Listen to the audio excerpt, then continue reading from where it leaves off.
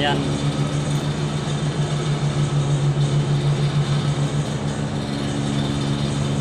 So, ito yung papalamig. Ito yung chiller, motor ng aircon. Ito, ganito kalalaki.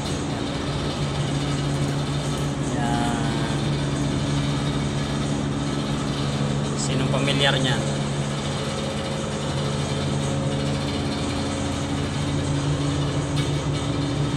Ito, lilinisin ko yung loob. Sinalinan ko siya dyan.